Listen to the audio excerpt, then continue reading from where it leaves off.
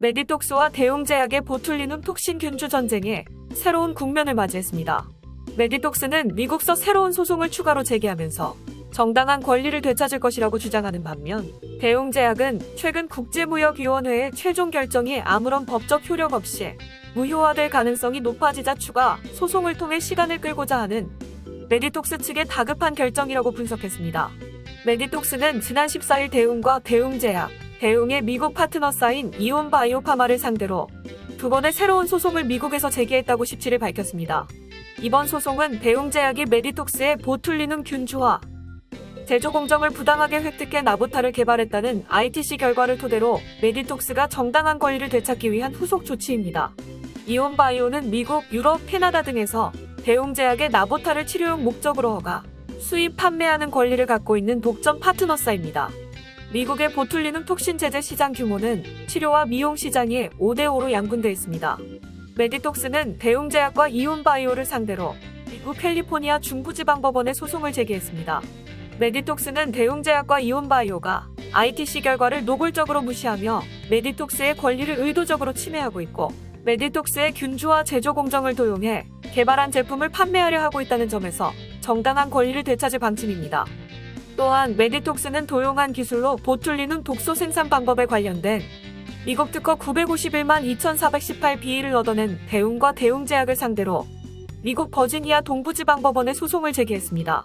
ITC의 판결로 밝혀진 바와 같이 대웅은 메디톡스의 제조 공정을 부당하게 습득했고, 이를 자기 것이라 주장하여 418특허를 취득했기 때문에 형평법상 소유권 이전을 통해 메디톡스가 되찾겠다는 취지입니다.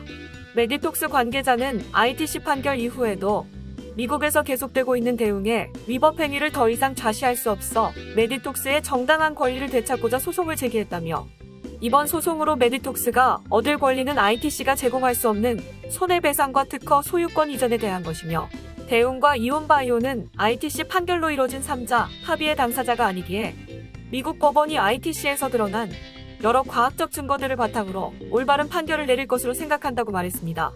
또한 ITC에서 오랜 기간의 조사를 통해 대웅이 메디톡스의 영업비밀을 도용했다는 판결이 나온 상황이기 때문에 더 이상 관할권에 대한 문제는 존재할 수 없을 것이라며, 메디톡스로부터 도용한 균주화 제조 공정으로 개발된 제품을 미국에서 판매하려는 대웅과 이온바이오의 행위, 도용한 기술로 얻은 미국 특허 소유권에 대한 관할도 미국 법원이 맡는 것이 당연하다고 말했습니다.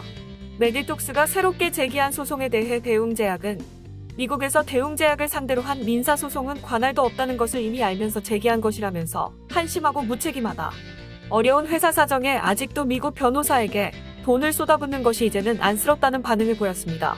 메디톡스가 추가로 제기한 소송 내용은 ITC에서 주장했던 것을 일반 법원으로 옮겼을 뿐이라는 것이 대웅제약의 설명입니다.